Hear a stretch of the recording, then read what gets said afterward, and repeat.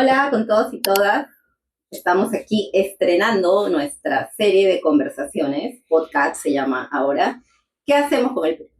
Una serie de discusiones, diálogos que vamos a tener junto al gran Héctor Béjar, que nos acompaña hoy, sobre temas fundamentales para entender y sobre todo para transformar nuestro país hacia un futuro mejor. Hoy vamos a empezar con un problema importantísimo, muy grave, muy preocupante, que nos afecta a todos y que está también en boca de todos, como es la inseguridad ciudadana. Pero queremos enfocarlo no solo desde lo coyuntural, desde lo que pasó ayer con el extorsionador, con el sicariato, con la policía, sino desde una perspectiva también programática, histórica, que nos dé luces sobre cómo actuar seriamente en un gobierno del pueblo. Y para eso, Héctor, quisiera empezar conversando contigo un poco de esta visión de un poquito más largo aliento, ¿no? La sociedad peruana es una sociedad tendiente al delito, a la violencia, somos intrínsecamente agresivos, delictivos. ¿Cómo explicar esta ola que ahora vivimos? Hay un economista peruano clásico, Emilio Romero, que ha hecho la historia económica del Perú. Él tiene una observación muy interesante. En el conjunto de la población peruana, del Perú que él conoció, el Perú histórico, la mayor parte pasaba una tranquilidad aburridísima. Lo que nosotros recibimos como versión histórica, los caudillos, las batallas, eso sucedía en un país pequeñito, porque eran los ejércitos chicos que nunca pasaban de los 5.000 o 10.000 soldados que asolaban las ciudades de la época, saqueaban, ¿no? Cada caudillo obligaba a los ricos del lugar a pagarle todo lo que podía, eran los cupos de aquella época, cupos móviles, pero el conjunto del país seguía tranquilo. Y nosotros creo que podemos interrogarnos hoy día si de los 33 o más millones de peruanos y peruanas que ya somos, ¿cuántos son los tranquilos y cuántos los violentos? Probablemente, digo yo, los violentos sean la minoría. Claro, pero ahí también juega el impacto de los nuevos delitos. Exactamente. De las nuevas reconfiguraciones de la violencia. Y también juega mucho las respuestas del Estado a estas violencias, ¿no? Tú hablabas de esta época, efectivamente, donde los caudillos, las guerras de caudillos, ¿no? Se armaban entre hacendados, incluso, creo que tú lo describes en tu libro. Pero luego, ¿cuál es la respuesta estatal para lograr este control territorial?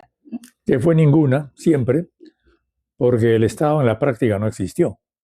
El Estado nunca llegó en serio al Perú. Nunca fue un Estado peruano, fue un Estado de los ricos. Y los ricos siempre fueron minoría. Y ahora como que sigue siendo lo mismo. Por eso es que el Estado responde a las mafias grandes, pero permanece totalmente indiferente frente a lo que pasa con el conjunto de la población. No existe. Claro. Claro, y esto que pasa por lo que deberían ser los cuerpos garantes de la coerción social, ¿no? Es la teoría, ¿no? Claro, o sea, un Estado es el monopolio legítimo de la violencia, dice Max Weber, ¿no? Y la policía y el ejército como los cuerpos que deben asumir esa labor, ¿no? Quizás si nos podemos ir un poco hacia justamente esos cuerpos constituidos, garantes del orden social. Tú que has además colaborado con el gobierno revolucionario de las Fuerzas Armadas y has vivido de cerca los esfuerzos por darle una orientación más allá de lo coercitivo, ¿cómo ves el rol histórico de la policía en esa línea? Bueno, pues la policía también tiene su historia en el Perú, ¿no es cierto? La primera policía que tuvimos después del virreinato fue la que organizó Monteagudo, que no por gusto lo mataron. Lo mataron acá. ¿Qué hizo Monteagudo? Cuando los realistas, Canterac, que era el general realista, abandona Lima y deja Lima como ciudad abierta, los limeños, que eran las familias ricas de Lima especialmente, quedaron aterrorizados, porque tenían, mirándolos desde las murallas, en esa época Lima era una ciudad amurallada, a los indios armados, las guerrillas indias, y adentro tenían a los negros. Entonces, ellos tenían facturas que pagar tanto a los indios como a los negros. Llamaron desesperadamente a San Martín. Y San Martín entonces llega con una condición, de que declaren la independencia. Entonces, así fue declarada la independencia. Pero mandó a un avanzado, que fue Monteagudo. Y Monteagudo organizó, en vez de reprimir como esperaban los ricos de la época, organizó a los pobres. Tucumano era Monteagudo, pues, ¿no? Sí, venía de Tucumán, pero en realidad venía de Chuquisaca. Monteagudo era andino, era boliviano, diríamos hoy día. Personaje claro, pero un fabuloso personaje. Entonces, en vez de reprimirlos, ya estaban organizados a las guerrillas afuera de las murallas, negocia con ellos, ya estaban convertidas en parte del ejército libertador y organiza a los negros, a los esclavos, y forma milicias. La primera policía de Lima. La primera policía. La primera policía de Lima. Eso es 1821. Pero demos un salto. Luego viene toda la etapa de los caudillos, las guerras civiles, y hay un hombre que trata de organizar cívicamente nuevamente el Perú, procedente de las clases altas, Manuel Pardo. Manuel Pardo organiza la primera policía del Perú, la primera Guardia Civil, que no tiene el nombre de civil por gusto, porque si tú vas a Holanda, al Museo del Estado, el Rijksmuseum se llama, que está en La Haya, el cuadro principal de ese museo que todo el mundo va a ver es de Rembrandt, se llama La Guardia Nocturna. ¿Qué es la Guardia Nocturna? La policía de La Haya y de Ámsterdam, de los Países Bajos de la época. ¿Quiénes formaban la Guardia Nocturna? Los aristócratas. Los mismos ciudadanos. Los ciudadanos, no eran los policías. Eso trata de hacer Manuel Pardo acá.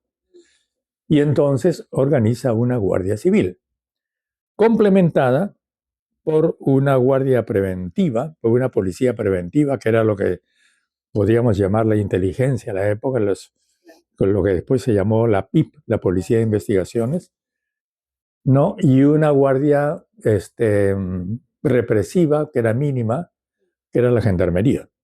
Había tres cuerpos. Tres cuerpos coordinados, pero el fundamental era la Guardia Civil, lo que llamaríamos después las rondas urbanas.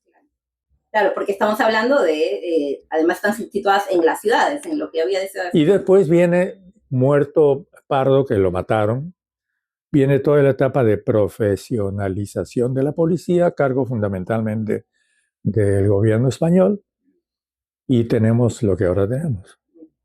Hasta que se unifica la Policía Nacional. García no por gusto unifica a la policía, pues no quería que lo investiguen. Buen punto. Entonces desaparece la Policía de Investigaciones. Que habían logrado un nivel de justicia. Y entonces ahora solamente quedan los gendarmes. Pero esos gendarmes no tienen información, no tienen educación ciudadana. Pasan 3 años, pero como profesionales de la represión. Sí, y justo antes de entrar a esa parte más contemporánea, claro, yo te preguntaba esto de la policía, que efectivamente surge como una iniciativa ciudadana, esto de Pardo, etcétera, pero también luego va tomando un rol más represivo, más reaccionario, ¿no? Estamos viendo una policía permanentemente permeada por mafias, ¿verdad? Lo que pudimos saber, ¿no?, de su comportamiento durante el gobierno de Velasco, por ejemplo, que a diferencia del ejército que asumió una directiva nacionalista, transformadora, fue muy reacia, ¿no? La huelga policial, por ejemplo, es célebre. Claro, y eso tampoco es casualidad, porque Pardo hace lo que hizo porque él era civilista, forma el Partido Civil, y el objetivo del Partido Civil era desmilitarizar el Perú. No tener un país de caudillos, tener un país de políticos civiles.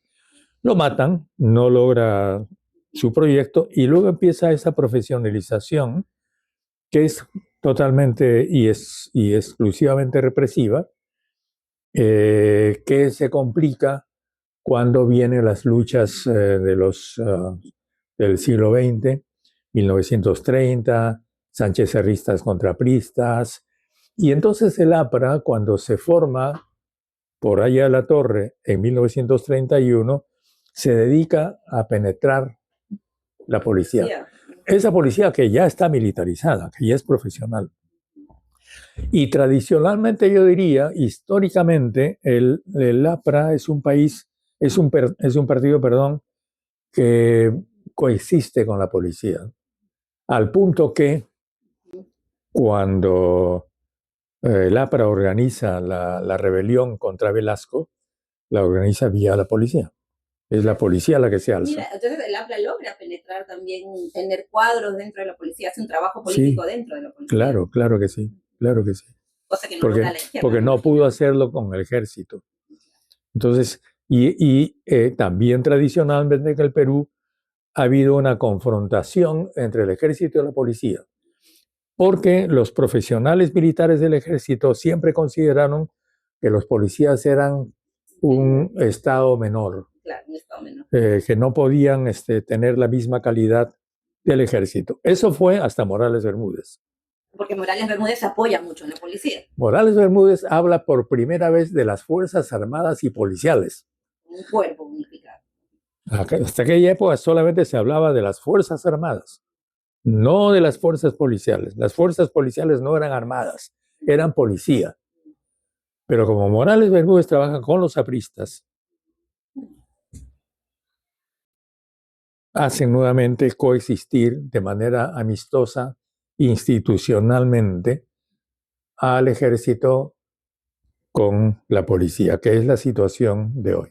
Entonces la policía pasa a tener el mismo nivel en prestigio, digamos, que el ejército, la marina y la aviación.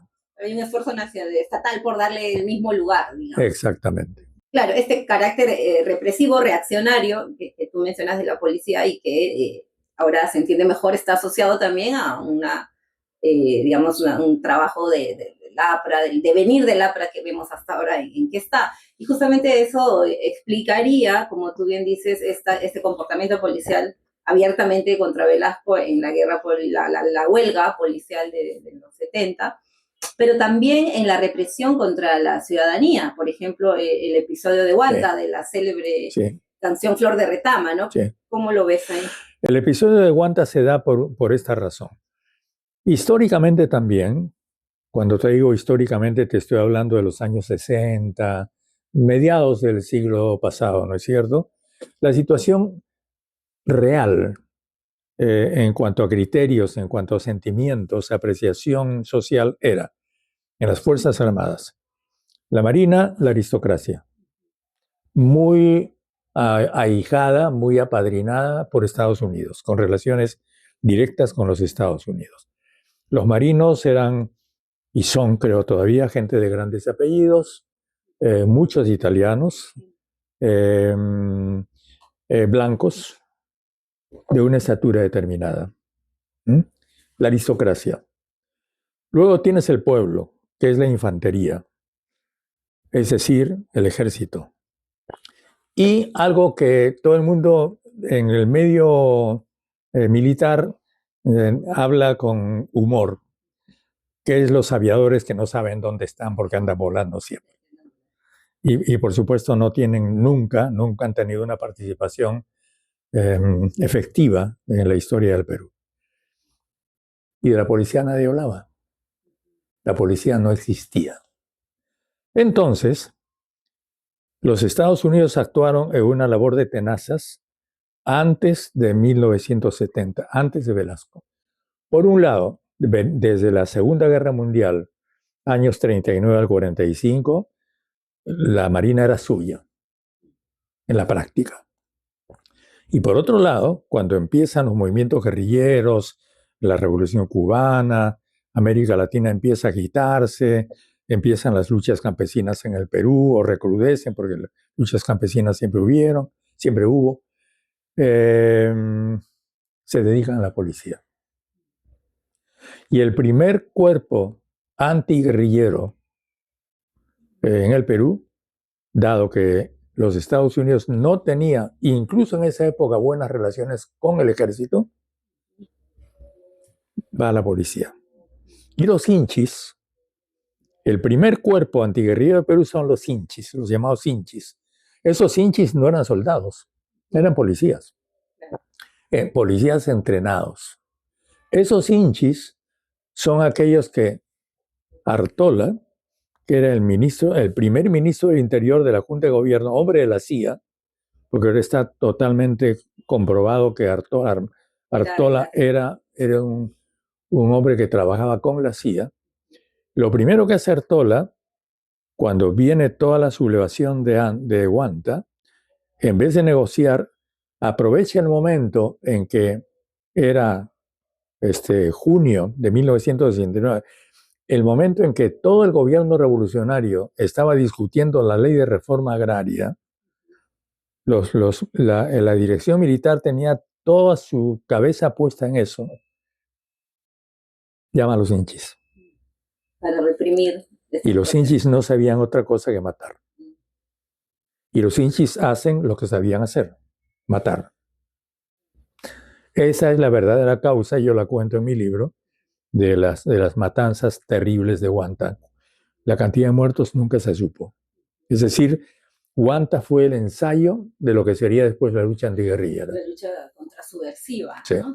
Velasco no quería malquistarse. Velasco era minoría dentro del conjunto de las Fuerzas Armadas. Su grupo era todavía una minoría en el gabinete también. El gabinete que aprueba la reforma agraria es un gabinete de derecha, no es un gabinete de izquierda. Él era minoritario en esa... Era minoritario. El presidente del Consejo de Ministros también era un militar de derecha. Y Velasco cayó, lo cual no significa que aprobase el asunto. Claro, pero desde ahí ya vamos. Y el problema es que todo el régimen quedó manchado por Huanta. Sí, es una de las heridas abiertas todavía, ¿no? Pero efectivamente lo que vemos es un cuerpo policial muy difícil de incorporar en una dinámica transformadora, de volverlo a acercar a la ciudadanía, tomando en cuenta este origen ciudadano, ¿no? Y que más bien está muy pendiente, muy atado al poder de turno, ¿no? Y muy proclive y muy indefenso, por decir algo, frente a la corrupción. Exactamente, y a eso quería llegar, porque luego en la época de los 80, con la expansión del narcotráfico, del mismo Sendero Luminoso, en fin, lo que tenemos ya es una policía totalmente permeada por las mafias, ¿no? También el ejército, seamos justos. Claro, pero hablando de la seguridad... Y también la Marina, seamos justos. Claro, a pesar de que la Marina nuevamente me va a acusar públicamente. Se la tiene, pero lo decía porque efectivamente en esta etapa en la cual salimos de la dictadura, Morales Bermúdez, lo que tú comentabas, que había hecho esta relación más estrecha con la policía, que ve en la policía un cuerpo armado que puede dar seguridad, orden, etcétera. Entramos a la democracia y, bueno, un periodo de violencia extendida. Y claro, la violencia que toma más dimensión va a ser la violencia subversiva, la guerra contra el terrorismo, como le llaman ahora, etcétera. Pero esto no va a impedir que siga habiendo otras violencias más ligadas al narcotráfico directamente, lo que fue el Guayá de esos años, y todo el crimen organizado que va a ir tomando fuerza dentro de la policía también. Bueno, mi tesis no comprobada, pues simplemente imaginativa, es que es el narcotráfico el que lo cubre todo. El que explica todo, porque es demasiado dinero. Entonces, eso cubre el Perú en este momento, todas las clases sociales, todos los barrios. Y el Perú es un país que mira para otro lado porque no le conviene que haya una represión contra el narcotráfico en la medida en que todo el país vive de eso. El señor Velarde se enorgullece de la estabilidad del dólar, pero él parece ignorar que esa estabilidad se debe históricamente a la cantidad de dinero que entra al Perú por la venta de la droga. Y que se complementa con otras... Y que ahora se complementa con el oro y todo lo demás, ¿no? La cantidad Claro, de oro que está exportando el claro. Perú ilegalmente. Pero históricamente es la cocaína. Sí. Sí, y justo quería llegar a esa parte porque, como bien decías, cómo enfrentas una ola de inseguridad con un cuerpo policial, por un lado, reaccionario, tendiente a ver al ciudadano como el enemigo, y por otro lado, totalmente permeado por la corrupción, ¿no? Lo hemos visto sistemáticamente, denuncias de policías que también son bandas de secuestradores, denuncias de policías que alquilan sus armas, que ese es un reportaje que hizo El País, me acuerdo que era una cosa vergonzosa, ¿no? Las bandas de delincuentes le alquilaban las armas a la Policía Nacional. Entonces, ¿cómo poder enfrentar este tema de la seguridad? Y claro, ahí surge el personaje tan seductor del Bukele peruano, ¿no? Y ya tenemos a Jería, este sujeto con las mangas remangadas, yendo a los penales, ¿no? Creyendo que copiar un modelo absolutamente distinto a nuestro país va a tener algún resultado. Pero sí nos lleva a pensar justamente qué hacer ahora. Entonces, hablábamos un poco de iniciativas ciudadanas, yo quería preguntarte ahí, ¿qué podemos encontrar, qué claves podemos encontrar para enfrentar este tema actual de la seguridad? Es un tema complejo, difícil, pero yo diría que hay que regresar al siglo XIX, por más que esto parezca demasiado fantasioso. Hay que regresar a Pardo, a Manuel Pardo. Y hay que regresar a todas las experiencias buenas, positivas y eficientes que el Perú ha tenido en términos de seguridad a través de los años. ¿Cuáles son esas experiencias? Primero, desde las milicias de Monteagudo. Pasas el siglo XIX, tienes Manuel Pardo,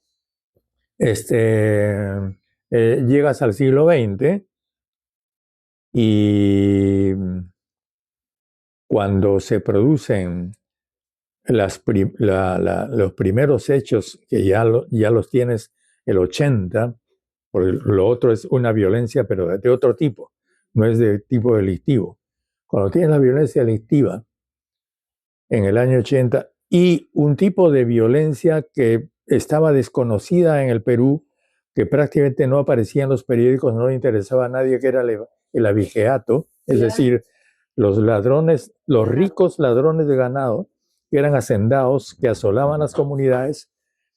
Tienes un elemento opositor a eso que fue muy eficiente, las rondas. La iglesia entonces se recogió con el obispo con el obispo Danmert, José Danmert, de Cajamarca, en los años 80, esta experiencia, y impulsó, apoyó mucho, convenció al país oficial de que las rondas, como dice la canción mexicana, que las rondas no son malas, ¿no? Que las rondas son buenas. Y tan buenas que fueron, que Cajamarca fue inmune a la penetración de Sendero Luminoso en esa época. Entonces, esta experiencia de las rondas se extendió a lo largo de los años. Hoy día cubre todo el Perú. Existe en algunos lados con mayor fuerza, en otros con menos fuerza, en otros muy pequeño. Pero hay en este momento un sistema de rondas que el Perú debería reconocer y apoyar. A eso tú tienes que añadirle algo que no son rondas, pero que cubre toda la comunidad, que es toda la parte amazónica. Las comunidades amazónicas son gente que controla su territorio. Hay control territorial por parte de esas comunidades, no apoyado por el Estado, son víctimas de todo tipo de depredadores, ¿no es cierto? Y luego tienes toda la parte quechua, que es bastante desigual, y la parte aymara, que es muy consistente. Entonces, y yo creo que eso, si el Estado tuviera una política amistosa de reconocimiento. Casi no me arriesgo de decir de apoyo, porque si este Estado apoya eso, va a contaminarlo. Necesitas que este Estado cambie para una política de ese tipo. Y yo le sumaría a eso las rondas urbanas. Nosotros deberíamos tener rondas urbanas en los barrios.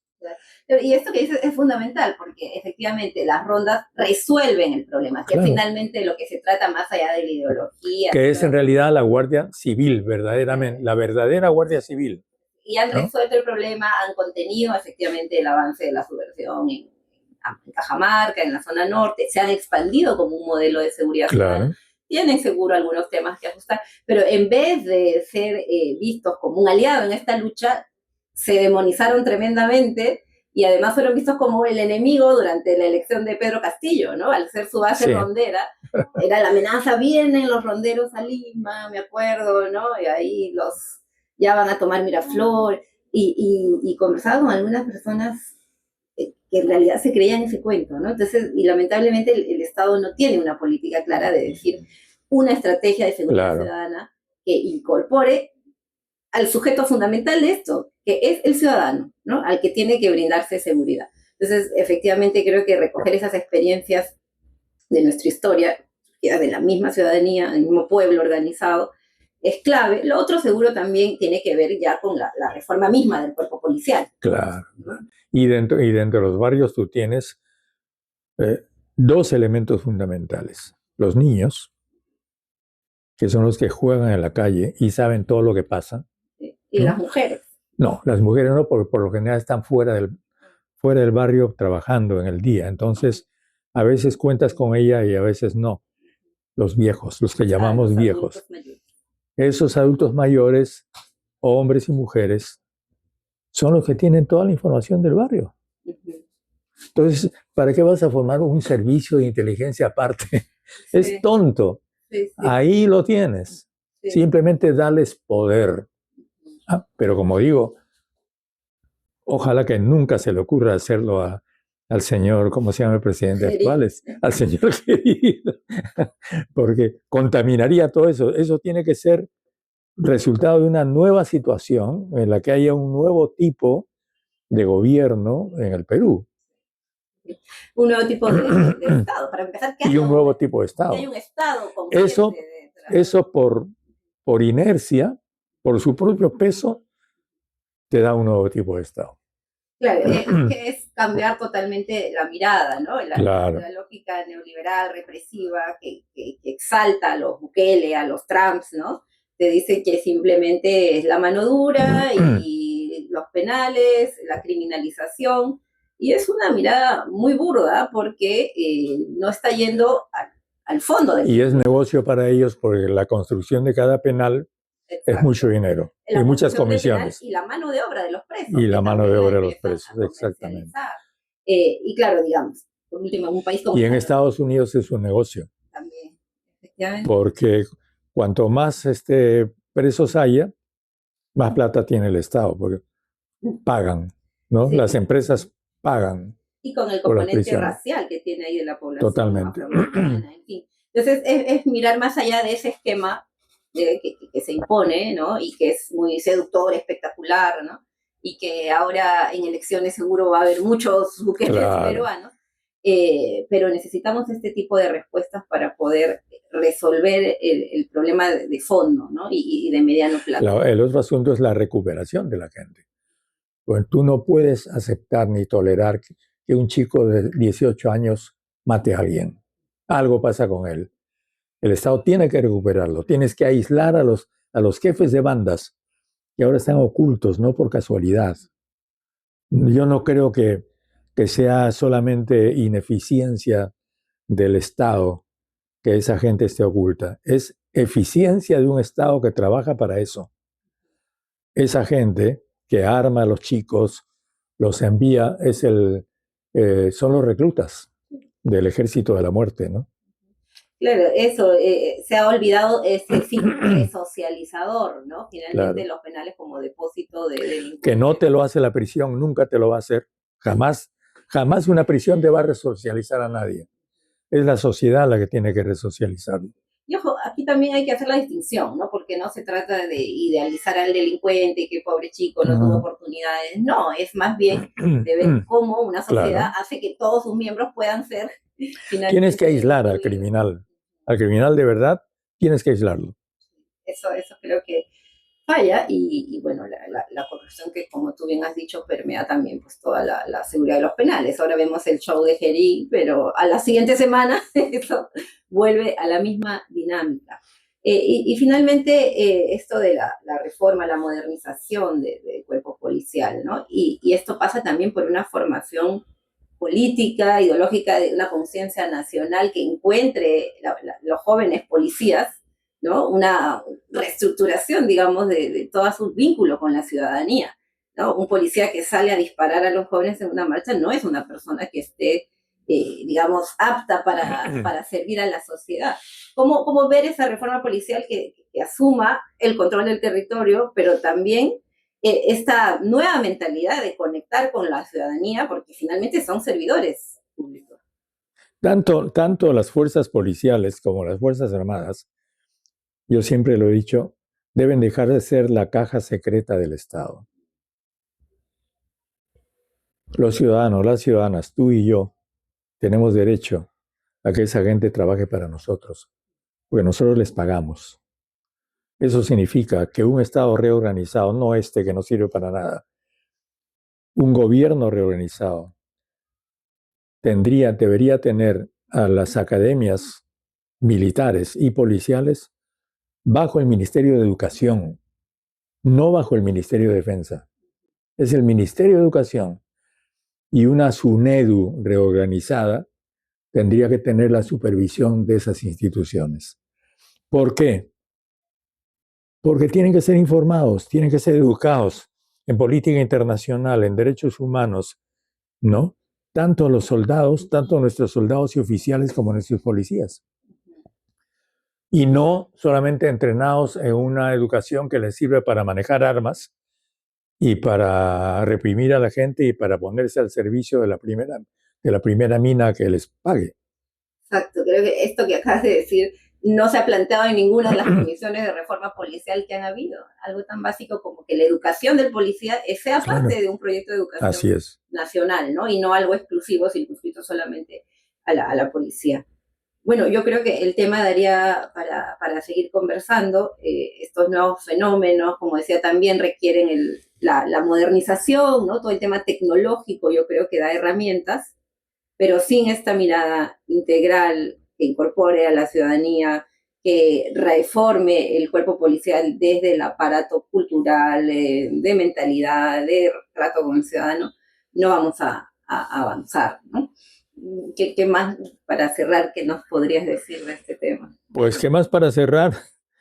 Hay que tener una visión optimista de las cosas. Yo soy absolutamente pesimista sobre este Estado, tal como está organizado. Creo que no tiene salida.